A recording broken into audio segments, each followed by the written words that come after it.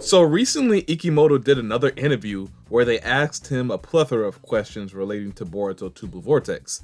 And today we're going to be reading every single question and answer and give our thoughts on it. It's as simple as that. I got all the questions right here on my computer. It looks to be around 5 questions or so. So I don't really know exactly how long this video is going to be.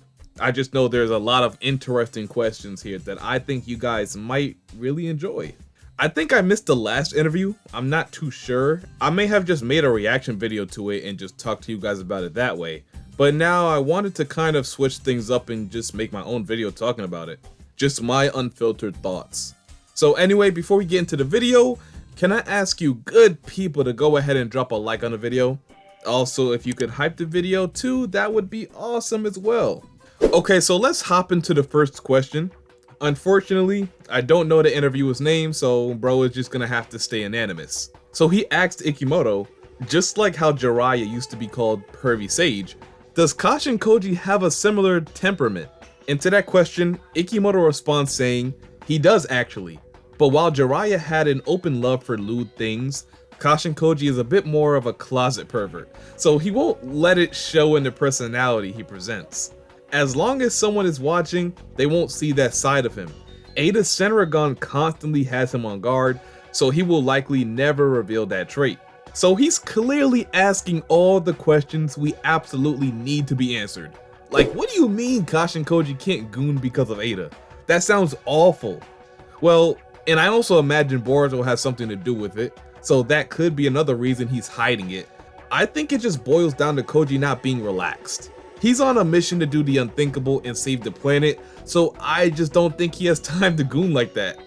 Okay, look at it like this. When Jiraiya was relatively serious, you would have never guessed he was a perverted old man. He only revealed that trait during his downtime or when things weren't tense.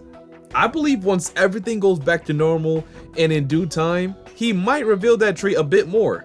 You know what? I don't blame him, because if I was in the story, I would be hella nervous too, because you never know when Ada will tune in on you. Then she sees something crazy. Oh yeah, I can't do it. You know what? I feel bad for bro. I can't even lie. Free Koji, man. So the next question that was asked during this interview had to do with Ikemoto and his personal opinion on specific characters in the story. They asked him, Ikemoto, please tell us which male and female character are your favorite. And he responded and said, I sincerely apologize that this isn't exactly an answer. For right now, it's a secret. I don't want the people who read this to become biased. And my evaluation of the characters change with new developments over time. Once the manga finishes, it might be fun to get my own personal ranking. Instead, I'll tell you that I find it most difficult to draw Kawaki and Cho-Cho, but the middle-aged men and elders are easy. Yeah, I can see why. They don't have a lot to their design. I can see why Kawaki, Cho-Cho, even Boruto may be harder to draw. Their characters are more alive. They have a lot of detail to them. Especially Boruto. He has multiple layers of clothes on, and more importantly, his pins, his sword, even his scar. I think the more accessories one character has, the harder, well, I wouldn't say harder, I would say the more tedious it becomes to draw them. And it makes sense too. Like, let's look at Kawaki. His newer outfit, you got his new big oversized jacket that drags all the way down to the ground for some reason. His visibly worn undershirt, believe it or not, it takes extra effort to really make a shirt seem worn. You can't forget to add the holes, and also you have to add stress to the collar of the shirt. And his jacket is also very worn as well. But maybe the most difficult part is his hair. Kawaki has a lot of hair, even more than part 1, and it's a very unique style. I personally always liked Kawaki's hair. I thought it fitted his snarky, rebellious attitude. But I have to admit, it does look challenging to draw. So I can see why Ikemoto said this. Even looking at Cho-Cho, I see she has her hair a certain way too. And she has a few accessories in her hair as well as the designs on her clothes. I think she wears heels too, right? So I can see the more extra accessories and designs each character has, the harder it is for Ikemoto to draw them. Now, does that affect how often we see these characters? I don't necessarily know. With Kawaki and Boruto, I don't think Ikemoto really has a choice, but when it comes to Cho-Cho and some other side characters, it definitely could. And I'm saying this because all throughout Two Blue Vortex, we really haven't seen her do a whole lot. She had maybe 2 moments, but nothing too crazy. She was pretty cool when Jiren and Hidari invaded Konoha, so I will give her that. But as far as being in the limelight and actually making an impact alongside the bigger characters, we have yet to see it. And it's not a knock or anything, just gotta state the facts. And I will say, Ikemoto was smart not to name his favorite characters because most definitely it might give away something that is to come later on in the series. Or at least I would think that. But if I had to guess, I would say his favorite character might be someone who had or currently has a great impact on the story. And he's just not that tedious to draw. I don't know, I might say Kashin Koji, at least for now. I feel like that makes the most sense. He's a very consistent character in the story, and honestly, I don't think he would be annoying to draw every other page. And most of the time he has his hood on, so now you barely even have to draw his hair. It's perfect. Okay, now here's a more serious question. He asks, what are the people's opinions regarding Sarada's actions after omnipotence? How did she spend the 3-year time skip? And Ikemoto replied, Sumire, who also did not fall under the influence of omnipotence, deliberately refrained from standing out with her speech and actions. But Sarada laid bare the truth and argued his case without holding back. Her father also deserted the village with Boruto, so she faced a great deal of hostility from those around her. Things like graffiti on the walls of her house and slander in the streets. In addition, even before omnipotence, many people didn't think favorably of Sasuke. It's been difficult for her mother Sakura, but just like Sasuke, she continues to support her daughter and take her side. So basically, this is just talking about how Sarada decided to help Boruto. And imagine she accepted all that slander and abuse just to save Boruto and Sasuke? Or not save them, but try her best to do what she can to help. You know what? That is exactly why they're endgame and not Sumire. You see, Sarada is out here trying to set it straight. Meanwhile, Sumire ain't doing nothing. I appreciate that. Actually, Sarada has been doing a lot, including confronting Shikamaru, like he's the whole Hokage. I'm joking, guys, relax. I'm not attacking Sumire in any way. I understand that she's just not the type of person to be so expressive in that way. I'm sure she did other things to make an effort, including supporting Sarada in her whole escapade.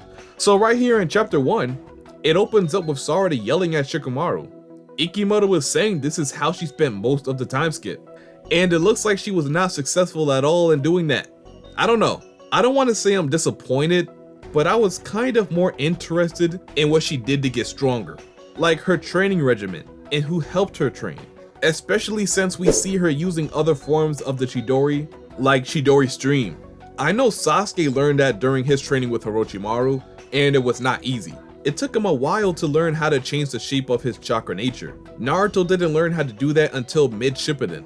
And it also looks like she even got better with her Chidori as well. Maybe nobody helped her, which makes it even more impressive. But that's something I would rather know. And I feel like that's a question Ikemoto would want to answer too. Actually, besides Sarada, I want to know more about Boruto and Sasuke's relationship throughout the 3 years they've been Rogue Ninja, as well as his training. I also want to know about their encounter with Code. It would be cool if we could see what happened with Sasuke versus Code, and also Boruto too. I remember he said to Kawaki he actually tried to use the karma that day, but I don't think it went so good. Momoshiki probably tried to take over his body like last time they met, so Boruto ran away. Like, I can see it like this. Maybe when Sasuke ran off to fight Code, Boruto wanted to help, but he couldn't because of Momoshiki's presence. So he felt like in consideration for Sasuke's life, he had to leave him behind. So to learn more about that would be pretty interesting. And we can always get more information on Kashin Koji training Boruto. We've seen the Flying Raijin training, so why not the Uzuhiko training, you know? But yeah, overall, I think it's cool that Sarada was trying to plead Boruto's case, no matter how crazy it may make her seem. It shows her determination and perseverance. And I think because of that, that's another reason she definitely might end up with Boruto later on in the series. So the next question is relating to the Sarada situation, more or less. They asked Ikemoto, how did Ino-Shika-Cho end up training with Himawari?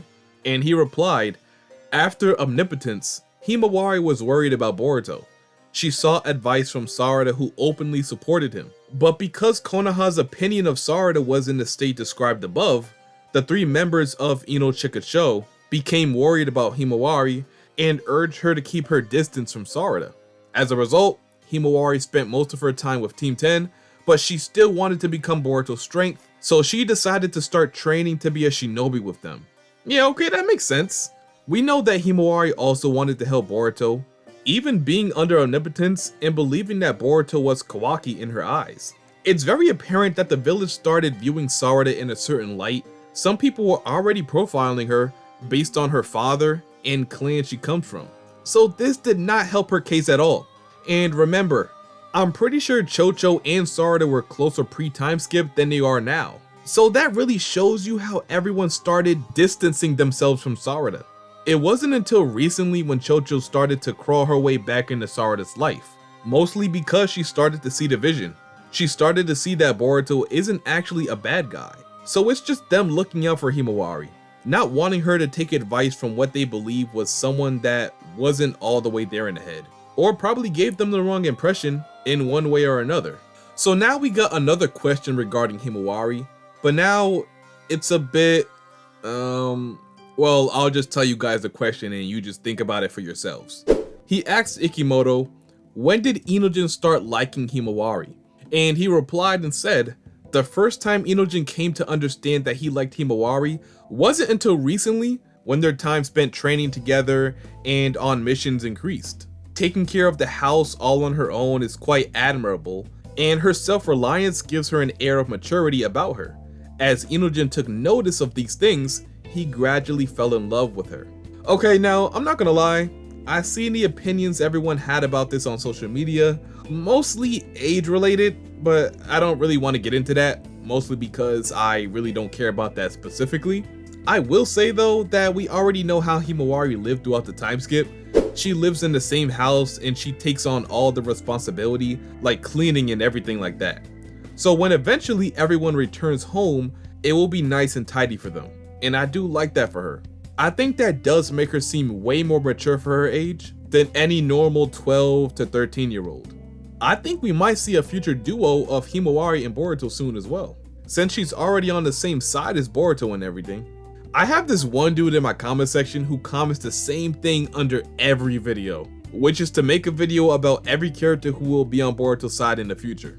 Well, I can honestly say Himawari is one of them.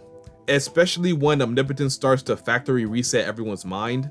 I still think Himawari will be Team Boruto, but that's all I'm gonna say regarding that question. I don't want anyone attacking me in the comment section about something I'm barely interested in, so I'll just leave it at that.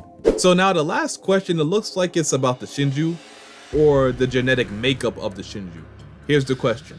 How did you decide on the physique of the Shinju? Does it have anything to do with their former human physique? And he replied and said, they are essentially based on the human they were derived from. But there are some claw grimes with larger builds, so it's possible for them to be even bigger than the original.